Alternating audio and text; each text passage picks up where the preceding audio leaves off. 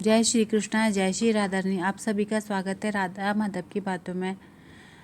महर्षि नारद द्वारा महाराजा अम्बरीश को भक्ति के बारे में वर्णन करते हुए कहते हैं, राजन सुनो, भगवान की भक्ति समस्त पापों का नाश करने वाली है। मैं तुमसे उस भक्ति का भली भांति वर्णन करता हूँ।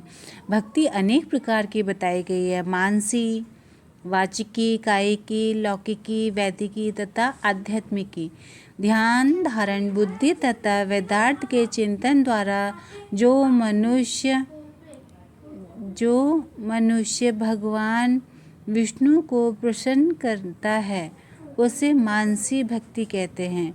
दिन रात अविश्रांत भाव से वेदोच्चारण के द्वारा जप तप तथा आरण्य आदि के पाठ द्वारा जो भगवान की प्रसन्नता का संपादन किया जाता है उसे वाचिकी भक्ति कहते हैं। व्रत, उपवास तथा नियम के पालन तथा पांचों इंद्रियों के समय संयम द्वारा की जाने वाली आराधना उसे कायिकी भक्ति कहते हैं। ये सब प्रकार की सिद्धियों का संपादन करने वाली है। पाद, अर्घ आदि उपचार, नित्य वाद, गीत, जागरण तथा पूजन आदि के द्वारा जो भगवान की भक्ति की जाती है उसे लौकिकी भक्ति कहते हैं। ऋग्वेद, यजुर्वेद, सामवेद के जप संहिताओं के अध्ययन आदि तथा हविष की आहुति, यज्ञ, योग आदि के द्वारा की जाने वाली उपासना को वैदिकी भक्ति कहते हैं। विज्ञ पुरुष ने अमावस्या, पूर्णिमा तथा तुला और मेष की संक्रांति आदि के दिन जो योग करने का आदेश दिया है वह वैदिकी भक्ति का ही साधक है।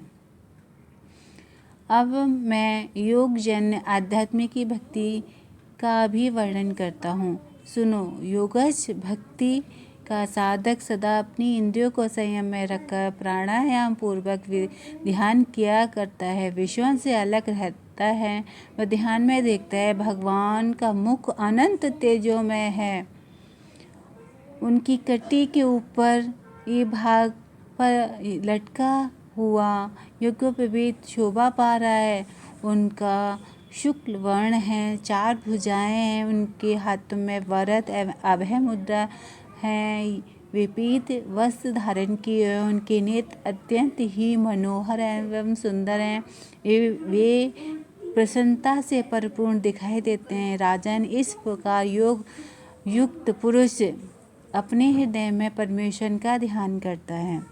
जैसे प्रज्वलित अग्नि काष्ठ को भस्म कर डालती है, उसी प्रकार भगवान की भक्ति मनुष्य के पापों को तत्काल दग्ध कर देती है। भगवान विष्णु की भक्ति साक्षात सुधा रस है, संपूर्ण रसों का एकमात्र सार है। इस पृथ्वी पर मनुष्य जब तक उस भक्ति का श्रवण नहीं करता, उसका आश्रय नहीं लेता, तब तक वह करोड़ों बार जन्म और मृत्यु और जरा के आघात से होने वाले नाना प्रकार के दैहिक दुखों से को प्राप्त होता है। यदि महान प्रभावशाली भगवान अनंत का कीर्तन स्मरण किया जाए तो वे समस्त पापों का नाश कर देते हैं। ठीक उसी तरह जैसे वायु में का सूर्यदेव अंधकार का विनाश कर डालते हैं। राजन, देव पूजा, यज्ञ, तीर्थ स्नान, व्रतानुष्ठान, तपस्या और नाना प्रकार के कर्मों से भी अंतःकरण की वह शुद्धि नहीं होती जैसी भगवान अनंत का ध्यान करने से होती है। नरनाथ, जिसमें पवित्र यश वाले तथा अपने भक्तों को प्रदान करने वाले विशुद्ध स्वरूप भगवान श्री विष्णु का कीर्तन होता है, वे ही कथाएं शुद्ध तथा वे ही यथार्थ हैं, वे ही लाभ पहुँचाने वाले हैं और वे ही हरि भक्तों के कहने और सुनने योग्य। जय श्री कृष्णा, जय श्री राधा रानी।